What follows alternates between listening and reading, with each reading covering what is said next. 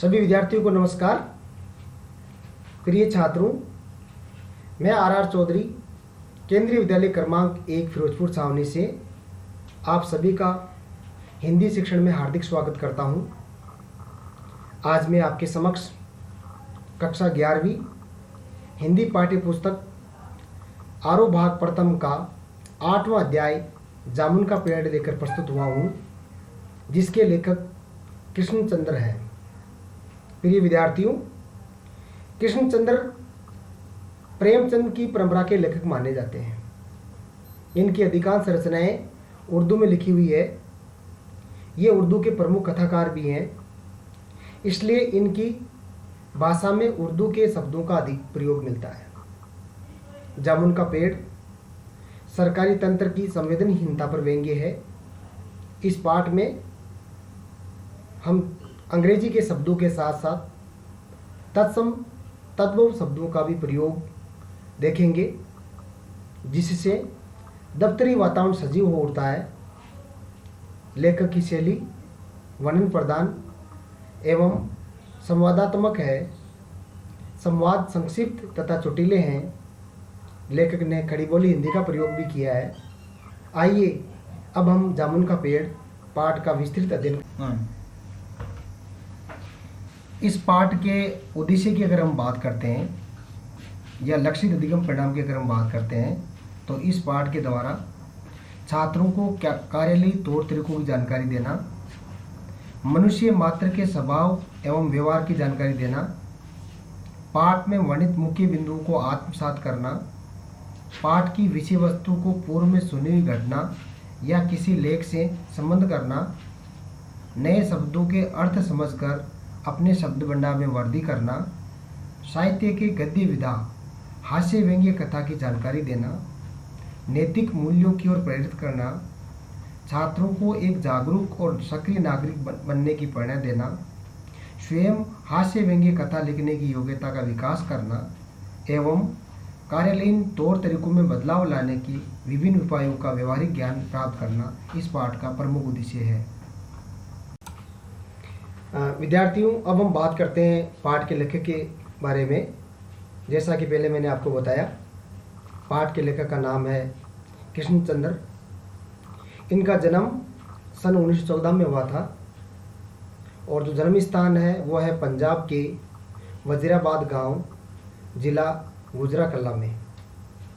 सम्मान की बात करते हैं तो इनको साहित्य अकादमी सहित बहुत से पुरस्कार भी मिले हैं और जो लेखक है उनकी मृत्यु सन 1977 में हुई थी। प्रमुख रचनाओं की बात करते हैं तो इनकी 3 प्रमुख रचनाएं मैंने आपके सामने दिखाई दे रहा है आपको। एक है एक गिरजा एक खंदक, जरकाओं की रानी, यूकेलिप्टस की डाली। ये इनका कहानी संग्रह है।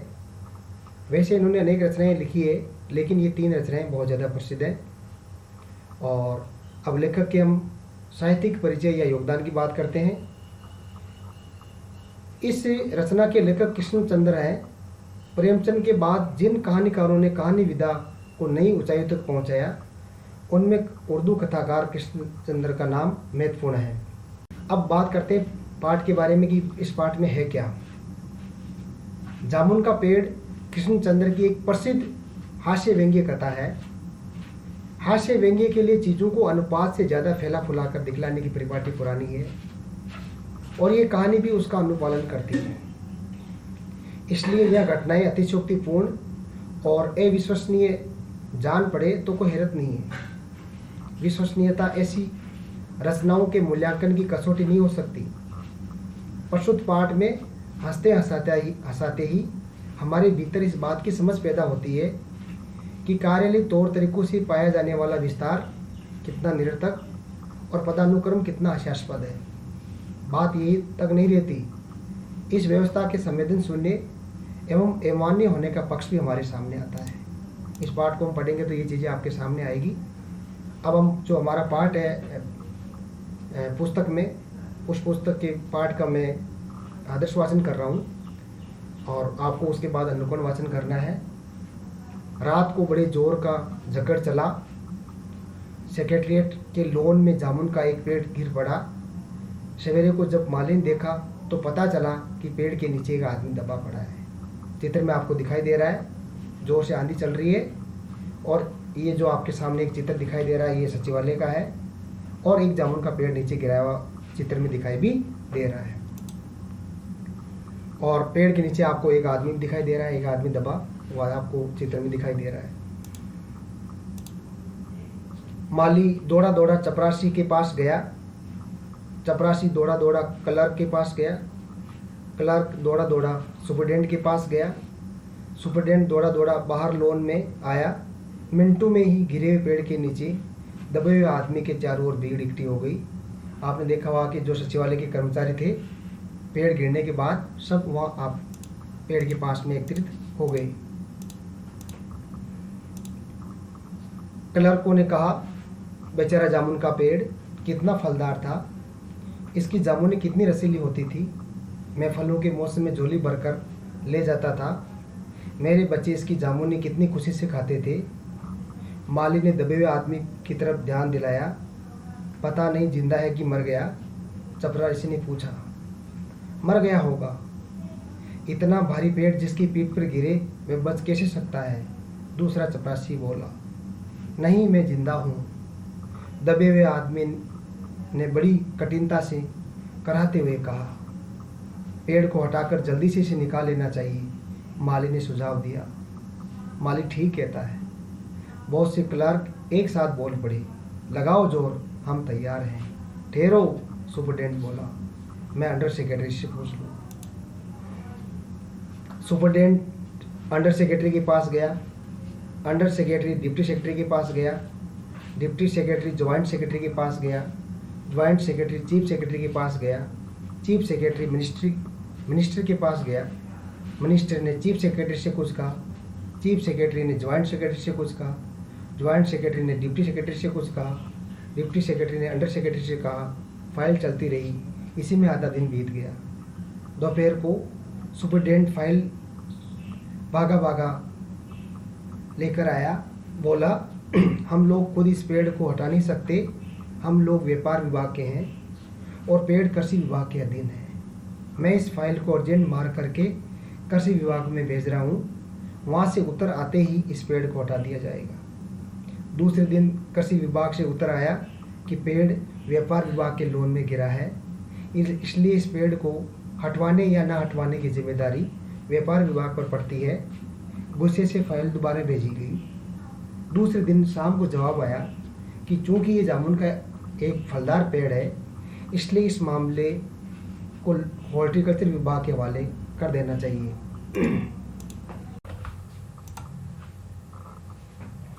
रात को चारों तरफ पुलिस का पहरा था कि कहीं लोग कानून को हाथ में लेकर पेड़ को खुद से हटवाने की कोशिश ना करें। माली ने दया करके उस दबे हुए आदमी को खाना खिलाया। माली ने उससे पूछा, तुम्हारा कोई वारिस है तो बताओ, मैं उन्हें खबर कर दूं। आदमी ने कहा, मैं लावारिस हूँ। तीसरे दिन हॉर्टिकल्चर विभाग से बड़ा कड़ा और व्यंग्यपूर्ण जवाब आ गया कि हम देश में पेड़ लगाते हैं, काटते नहीं हैं। हम इस समय देश पेड़ लगाओ स्कीम चला रहे हैं। हम एक फलदार पेड़ को काटने की इजाज़त नहीं दे सकते। अब क्या किया जाए? एक मंचले ने कहा, अगर पेड़ काटा नहीं जा सकता तो इस आदमी को ही काट कर निकाल लिया जाए। यह देखिए, अगर इस आदमी को ठीक बीच में से यानी धड़ से काटा जाए तो आधा आदमी इधर से निकल आएगा और आधा आदमी उधर से बाहर आ जाएगा। पेड़ वहीं का वहीं रहेगा, मगर इस तरह तो मैं मर जाऊंगा। दबे हुए आदमी ने आपत्ति प्रकट करते हुए कहा, आप जानते नहीं हैं आजकल प्लास्टिक सर्जरी कितनी उन्नति कर चुकी है। मैं तो समझता हूँ अगर इस आदमी को बीच में से काट कर निकाल लिया जाए तो प्लास्टिक सर्जरी से धड़ के स्थान से इस आदमी को फिर से जोड़ा जा सकता है। इस बार फाइल को मेडिकल डिपार्टमेंट भेज दिया गया। फिर एक प्लास्टिक सर्जन भेजा गया।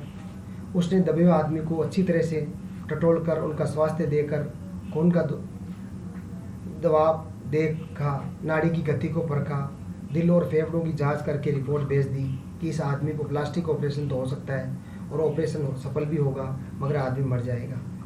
इसलिए फैसला भी रद्द कर दिया गया।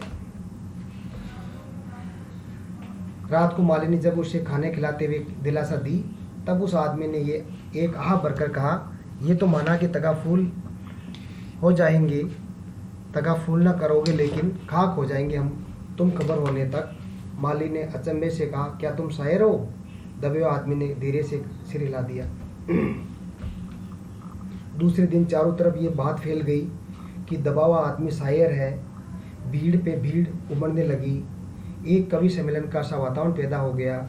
सभी शौकीन लोग उसे अपनी कविता सुनाने लगे। अब फाइल को कल्चरल डिपार्टमेंट भेज दिया गया। फाइल कल्चरल डिपार्टमेंट के अनेक विभागों से होती हुई साहित्य अकादमी के सेक्रेटरी के पास पहुंची। सेक्रेटरी उस समय गाड़ी में सवार होकर वहां आया और दबे हुए आदमी का इंटरव्यू लेने लगा। तुम कवि हो? जी हाँ। किस उपनाम से शोभित हो? ओस। ओस? सेक्रेटरी जोर से चीखा।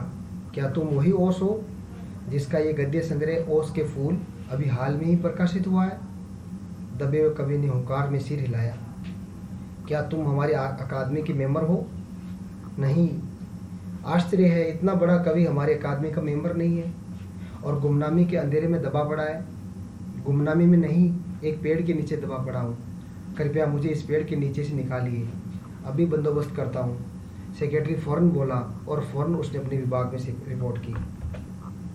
बच्चों, आपने देखा होगा कि इस पाठ के अंदर कुछ अंग्रेजी के शब्द आए हैं, उनका अर्थ मैं आपको बता रहा हूँ। हार्टिकल्चर अर्थात बागवानी आपको चित्र में दिखाई दे रहा है।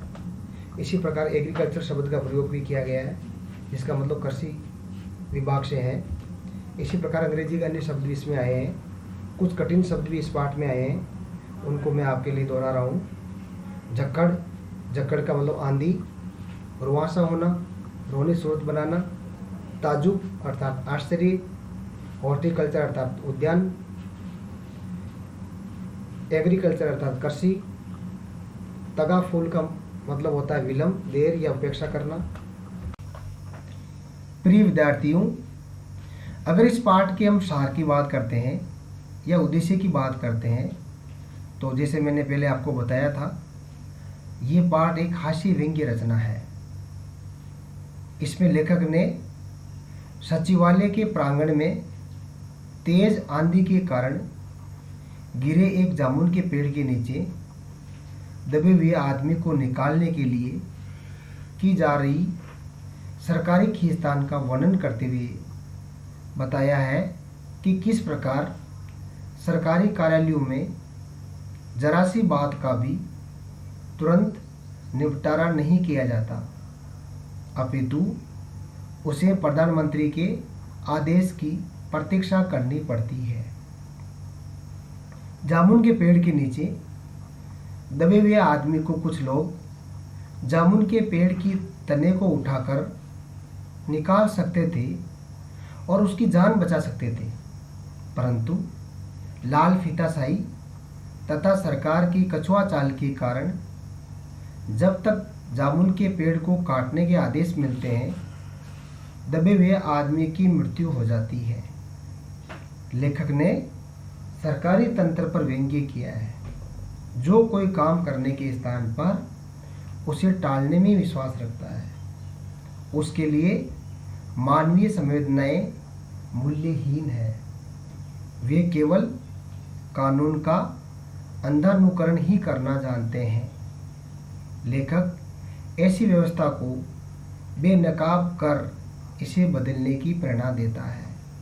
पाठ में हम देखते हैं कि इस पाठ के अंदर सरकारी कामकाज पर तीखा व्यंग्य किया गया है, जो पाठ को पढ़ने के बाद हमें मालूम पड़ता है। आइए इस पाठ में कुछ बोधात्मक प्रश्नों के बारे में हम चर्चा कर लें। तो पहला हमारा प्रश्न ये बनता है इस पाठ में बोधात्मक प्रश्नों के अंदर, दबा हुआ आदमी एक कवि है, ये बात कैसे पता चली और इस जानकारी का फाइल की यात्रा पर क्या असर पड़ा? जब आपने पाठ पढ़ा होगा तो इस पाठ में आपने देखा होगा कि पहले उस व्यक्ति को बाहर निकालने की कोशिश की जाती है, लेकिन कवि का नाम आते ही वो फाइल वहीं रुक जाती है और फाइल की यात्रा पर असर पड़ जाता है। आपको ये पाठ पढ़ करके उत्तर देना है। दूसरा बोधात्मक प्रश्न है, कृषि विभाग वालों ने मामले को हॉर्टिकल्चर विभाग को सौंपने के पीछे क्या तर्क दिए। जब आपने पढ़ा होगा पाठ में तो इस प्रकार आप अपना उत्तर आप लिख पाओगे। बोधात्मक प्रश्नों के बाद में कड़ी में हम तीसरा क्वेश्चन देखते हैं। इसमें तीसरा प्रश्न है हमारा, इस पाठ से सरकारी कार्यालयों के बारे में आपको क्या जानकारी मिलती है। पाठ पढ़ने से आपको मालूम पड़ गया होगा कि किस प्रकार सरकारी कार्यालयों में काम होता है। और अंतिम जो प्रश्न है हमारा बोधात्मक प्रश्न, वो है इस कहानी के 2 अन्य शीर्षक सुझाइए। इस कहानी को पढ़ने के बाद आपको कोई दूसरा हेडिंग भी आप दे सकते हो, वो आपको बताना है और इनको सबको कॉपी में आपको नोट करना है।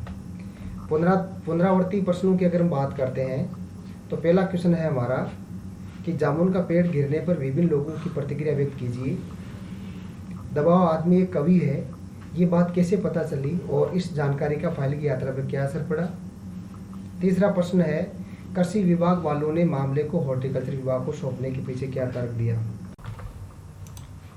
प्रिय विद्यार्थियों, अगर इस पाठ के हम होमवर्क की बात करते हैं, गृह कार्य की बात करते हैं, तो आप लोगों को ये जो होमवर्क है आपकी कॉपी में करना है। आपके विद्यालय में पुस्तकालय के अंदर आपको जाकर के जो हमारे पाठ के लेखक हैं कृष्णचंद्र जी, उनकी रचनाओं को ढूंढना है और उनका संग्रह करके आपको कॉपी के अंदर लिखना है। लेख से संबंधित एक काम मैं आपको और दे रहा हूँ इसमें कि सरकारी कार्यालय की जो कार्यशैली पर आधारित कोई लेख आप लिख सकते हो कॉपी के अंदर।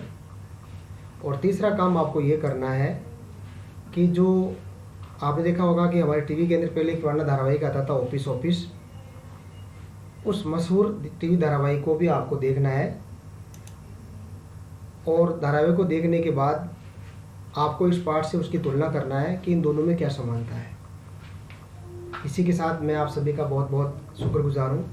आप सभी का धन्यवाद ज्ञापित करता हूँ। बहुत बहुत धन्यवाद।